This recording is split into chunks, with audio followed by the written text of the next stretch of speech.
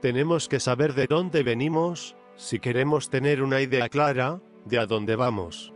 Tenemos ilusiones y falsas ideas sobre quiénes somos y cómo llegamos aquí. Entonces ese estado ilusorio solo va a continuar en el futuro. Necesitamos entender las fuerzas que estuvieron involucradas en la configuración del mundo moderno.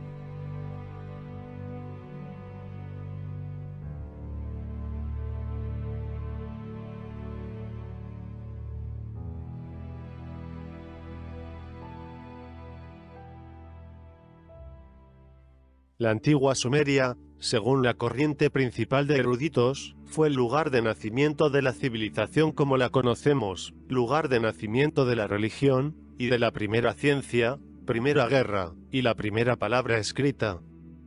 Ahora, todo lo que queda, es un mensaje enterrado en la arena.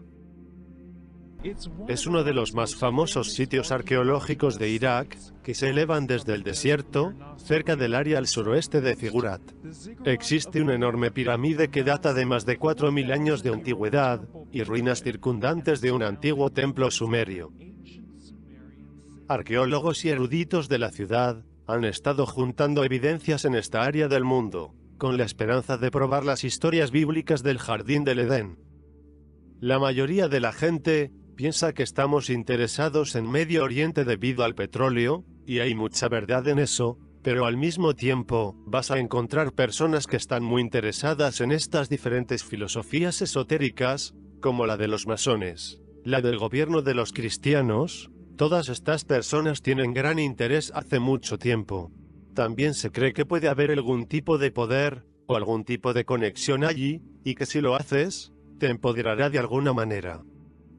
¿Qué tipo de poder podrían tener estos grupos? ¿Sería algo más poderoso, algo que se muestra en nuestra realidad actual?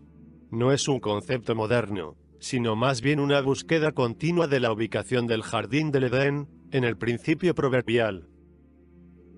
Ha habido una fijación entre los eruditos bíblicos y los arqueólogos, que mencionan que todo comenzó con miedo en el Medio Oriente, en el río Tigris abajo, donde es Ararat. Aquí es donde fue el Jardín del Edén, fue aquí donde todo surgió, el bien y el mal, en el Génesis. En 1922, el arqueólogo inglés Leonard Woolley fue al sur de Irak a encontrar el Jardín del Edén, basándose en los primeros descubrimientos cuneiformes sumerios. Sin embargo, lo que realmente descubrió en su lugar fue la ubicación exacta de la antigua ciudad sumeria de Ur. Él fue uno de los primeros arqueólogos que se estaba acercando a tratar de probar la Biblia, y fueron financiados por sociedades bíblicas, y eso es lo que se sabe. En otras palabras, ellos eran quienes tenían que llegar a la prueba, y se ignoraron una gran cantidad de leyendas y tradiciones que sugirieron que las ciudades estaban en otra parte. ¿Podría Willy haber ignorado alguna información importante que fue revelada varios años antes? En 1849, casi 75 años antes, miles de tablillas cuneiformes sumerias fueron encontrados al noroeste de ella, en las ciudades antiguas de Sippar y Nippur. Anton Parks cuenta lo siguiente. En 1849, Henry Layard realizó muchas excavaciones en Sippar, y descubrió en ese sitio alrededor de 20.000 tablillas sumerias y acadian, y entre todas las tablillas, descubrieron alrededor de una docena de ellas, referidas al Jardín del Edén. ¿Podría ser esta la ubicación del Jardín del Edén? ¿O era solo otra pista que podría ser otra la ubicación? Culturas posteriores, ya sean los asirios, los babilonios, quienes saltaron a la fama en ese área, aunque los sumerios no eran venerados, y sin embargo era muy valorado todo lo que ellos hicieron, y es por eso que podemos leer el idioma sumerio, porque esas culturas posteriores hicieron el proyecto de tomar textos sumerios y traducirlos a su idioma. Y esos son idiomas que los eruditos pudieron leer, porque eran idiomas semíticos, que pertenecían a una familia de lenguaje, donde el código podría ser descifrado. Mientras el sumerio era un idioma aislado, sin esas traducciones hechas más tarde, por culturas que sin embargo tenían contacto con Sumer. Sin estas traducciones, no hubiera sido capaz de leer estos textos sumerios en absoluto. fueron estas culturas posteriores capaces de descifrar el uso de la humanidad. Sumeru, Akkadian, investigador y autor de 8 libros, respecto a la traducción sumeria, Anton Parks cree que por cientos de años hemos estado traduciendo estas tablillas equivocadamente. Anton Parks comenta: Gary Zeitlin es un científico que ha trabajado en el proyecto SETI por muchos años, y colaboró con la NASA. Él estaba muy interesado en las traducciones sumerias, y él me proporcionó estas 10 tablillas, que se encontraban en Sipar. Para verificar los símbolos uno por uno, me di cuenta de que había una traducción diciendo una cosa, y otras traducciones diciendo otras cosas, que no dicen las verdaderas traducciones. Insistí en realizar la investigación en hebreo, pero nada estaba saliendo en claro. Entonces, por casualidad, me encontré un léxico acadio-sumerio, y ahí fue cuando finalmente pude comenzar lentamente a traducir las tablillas.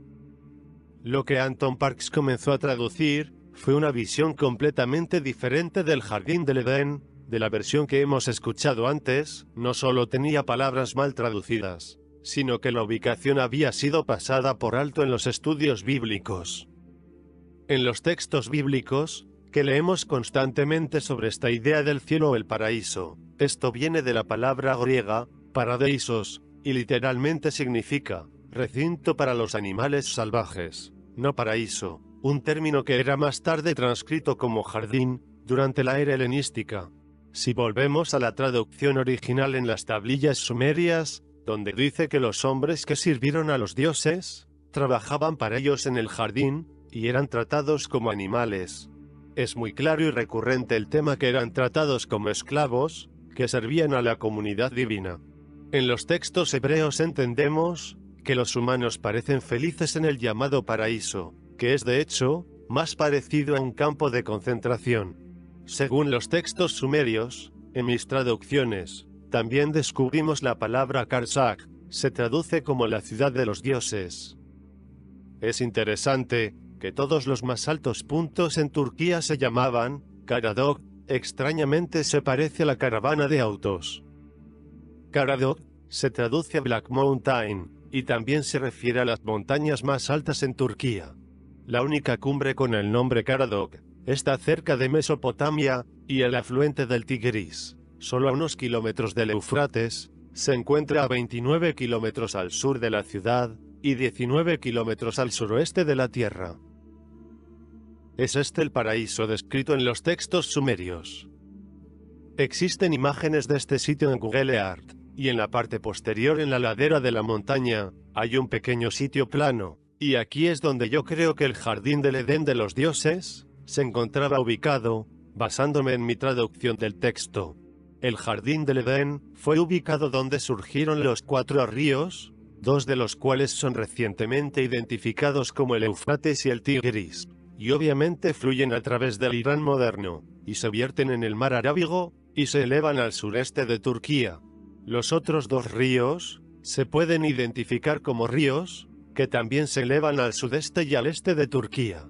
Todos estos ríos surgen en la misma parte del mundo que conocemos hoy como oriental o sudoriental.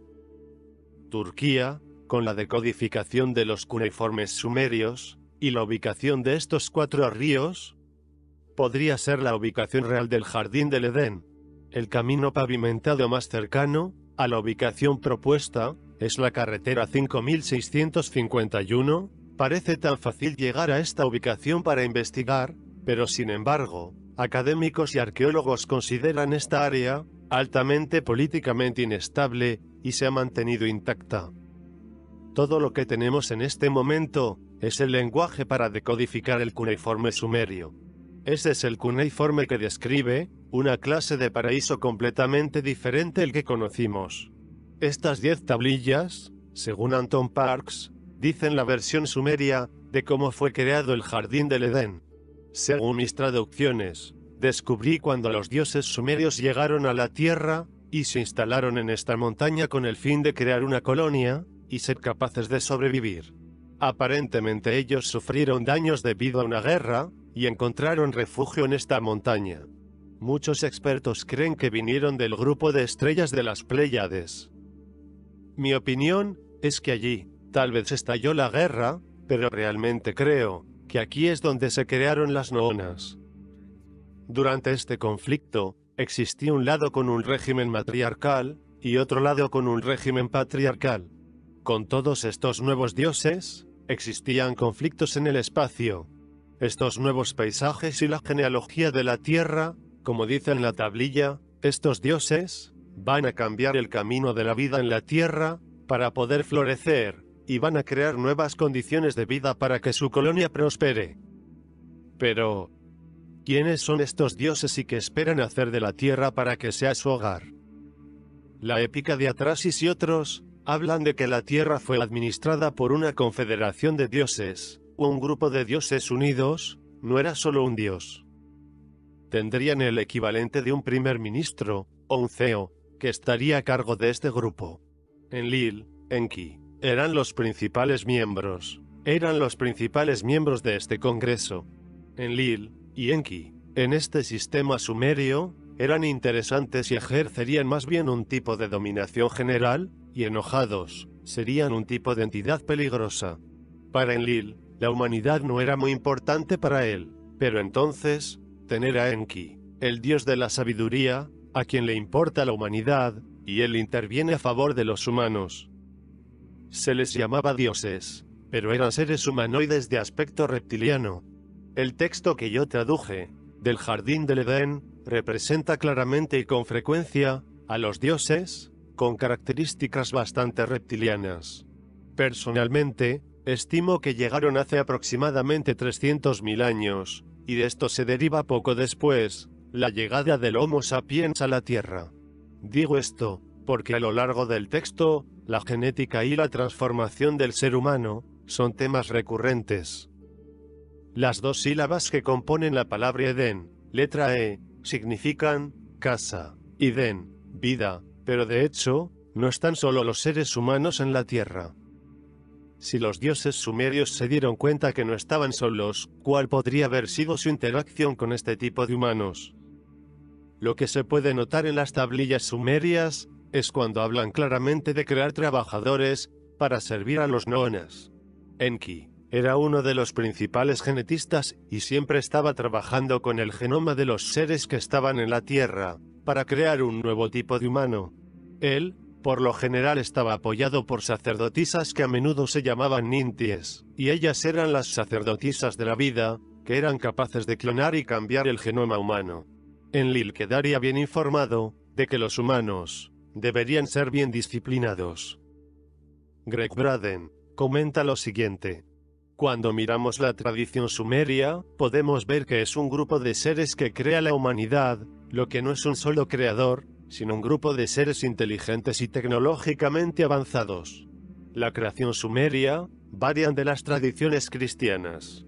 Por ejemplo, algunas de las tradiciones nativas, de cómo comenzó la humanidad, están en las tradiciones sumerias. Y según las tradiciones sumerias, la humanidad comenzó con el sacrificio de la vida de un ser avanzado, de un dios de Sumeria, por lo que ese ADN de Dios o la sangre de él, es lo que los textos dicen, que podría mezclarse con los elementos de la Tierra, para crear el primer humano viable. Estas son las personas que tienen el conocimiento para clonar, pueden clonarse a sí mismos, y luego a los humanos. En el texto dice que toman los genes de sus oponentes, a quienes consideran inferiores, a quienes llamaron Kingu, usando su sangre, para crear el nuevo ser humano, que va a servirlos con estos genes. Investigadores como Greg Braden tropezaron con algunas investigaciones, y han encontrado en las traducciones sumerias menciones de cambios genéticos reales realizados en nuestros cromosomas, arrojando nueva luz sobre las historias de la creación. Estas se refieren al misterio del cromosoma humano número 2. El cromosoma humano número 2 es el segundo cromosoma más grande del cuerpo humano. Forma alrededor del 8% del ADN en cada célula. Esto es lo que lo hace un misterio. Parece ser el resultado de una antigua fusión de cromosomas preexistentes de primates, que se han fusionado de una manera muy precisa, y el camino y el sitio de fusión ha sido modificado y estabilizado para que en el ser humano, el cromosoma número 2 esté optimizado para nosotros hoy. Esto ha sucedido de alguna manera que no puede ser explicada por la evolución como lo sabemos hoy. ¿Por qué es esto importante? Lo es porque el cromosoma humano número 2 contiene los genes que en gran medida nos ponen, aparte de todas las demás formas de vida, la corteza del cerebro humano que nos da la capacidad de realizar cosas como la lógica, empatía, simpatía, compasión, la habilidad para activar conscientemente los estados conscientes de autocuración en nuestros cuerpos, son posibles debido a lo que sucede con el número 2 de los cromosomas humanos. ¿Podría el cromosoma número 2 ser el trabajo de un maestro genetista? En el texto sumerio se mencionaba que Enki modificaba secretamente los genes humanos por grupos, o por ubicación. Así de esta forma creó seres humanos superiores. Este es el punto donde los otros dioses se vuelven contra él. Su experimento cambiará los genes humanos para iluminar a la humanidad, ya que a lo largo de este proceso de clonación, no podemos pasar por alto el pensar que algunos seres humanos se filtran y todos ellos comienzan a ser independientes. Anton Parks señala que esto es algo que los dioses no esperaban de estos nuevos humanos que tienen una habilidad más desarrollada y hace que la capacidad humana pase de ser simplemente esclavos a humanos más avanzados. Esto formó una división entre los dioses, una división que causa una guerra establecida hasta la humanidad de hoy. Un tema interesante e importante, en el texto bíblico y en el texto sumerio, es la palabra Adán. Y según las extensas pruebas que encontramos del jardín del Edén, que han sido llevadas a cabo, para ver de dónde vino esta palabra, Adán, es una palabra sumeria que significa animales. Nuevamente entendemos que los seres humanos se consideraron animales para los dioses sumerios y ahí es donde yace el conflicto entre los dioses, Enki y Enlil. Porque Enki quiere tratarlos como a los otros dioses. Estos dos dioses sumerios tienen un conflicto sobre el uso de los humanos, y debe ser a raíz de la historia bíblica de la serpiente en el jardín del Edén. Esa historia es la que desentraña el enigma que comienza con el origen de la palabra Satanás. Para Satanás, en inglés, Satan, y en sumerio significa el administrador. Durante años, muchos están buscando encontrar de dónde vino esta palabra. Los libros sumerios giran en torno a esta cuestión, de que hay un término sumerio que yo no entiendo, como nadie lo vio. Es muy claro lo que encontramos en los antiguos léxicos, vemos que se refieren al gran Enlil, por lo que en los textos sumerios, se refieren a él, como el único maestro administrador, y Enlil le pidió a Enki para ir a negociar y hablar con los seres humanos, antes de hacerles frente. Ellos recuerdan que él es un humanoide con características reptilianas. En las tabletas sumerias, muy a menudo la llaman serpiente, al igual que en la Biblia. Él es el único que los humanos van a ver y cuando lo vean, ven a una serpiente como humanoide. Reconozco que por eso que se le llama serpiente. En el jardín del Edén ella es amiga de los humanos. En el texto bíblico, la serpiente tienta a Eva con una manzana del árbol del conocimiento prohibido. Yahvé, oh Dios de la Biblia, prohíbe a los humanos en el jardín participar de este árbol. Según Parks, la versión sumeria de esta historia dice que Yahvé, el Dios bíblico, es el gran Satanás, Enlil. Y la serpiente en el jardín es Enki, que se ha convertido en un amigo de los humanos. Es interesante preguntarse por qué la serpiente está en el texto sumerio, al igual de la Biblia, llega a la mujer. Creo que hay dos razones. La primera es que la mujer podría ser más accesible y disponible cuando ella estaba en el jardín, por lo tanto, él estaba más a menudo alrededor de las mujeres que estaban recogiendo comida para la colonia.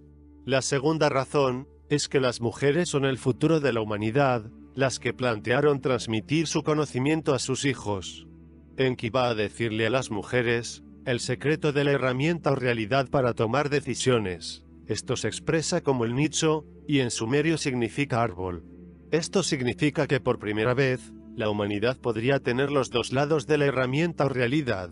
Uno de los lados era fundamentalmente bueno para que pudieran cuidarse a sí mismos, y el lado fundamental malo es que podrían usar para defenderse a sí mismos. Uno podría preguntarse, ¿por qué Enki insiste en darles este particular secreto a los humanos? Bueno, él tiene el deseo de liberarlos. De hecho, el conocimiento que Enki regala a los humanos es una herramienta que algunos creen que ciertas organizaciones han estado buscando. Enki les enseñó a los humanos sobre las infinitas habilidades que poseen, debido a la modificación de su ADN. Hay una escena espectacular donde los humanos revolucionados toman las armas y suben a la montaña de los dioses, e incluso puede que intenten matar a todos los dioses. Lo que sucede es una abominación y quedan pocos sobrevivientes. De hecho, lo que podemos captar en la personalidad de Enki es que hacía todo basándose en la paz y no usaría sus herramientas para matar, ya que era perfectamente consciente de lo que sucedería. Así que esta escena donde los humanos se rebelan contra los dioses es bastante especial y no se puede encontrar en cualquier parte de la Biblia. Algunos eruditos como Graham Hancock creen que el libre albedrío para decidir fue el verdadero propósito de la intervención de Enki. Estamos aquí en este plano, en este nivel de existencia, para aprender las lecciones de la dualidad, para tomar decisiones entre el bien y el mal, y es muy claro que en el antiguo sistema egipcio, estas elecciones eran importantes. Ellos nos definirían en última instancia, y eso establece el mapa de la ruta para nuestro destino inmortal. Cuando miras las antiguas tabletas sumerias que hablan de estos dioses que vinieron aquí a la Tierra, y básicamente se levantó con ellos un alto nivel de civilización, y se les enseñó todo lo que saben ahora. Estos dioses no hicieron el trabajo ellos mismos, pero impartieron esta sabiduría sobre los humanos, que en realidad hicieron el trabajo. ¿Podría estos dioses habernos creado a su semejanza? El jardín del Edén no solo fue el comienzo, no solo para los dioses que reinaron en la tierra, sino también para los humanos, y podría ser la constante búsqueda del jardín del Edén, un bucle en el tiempo programado que esperamos entender. Suscríbete para más vídeos, hasta la próxima.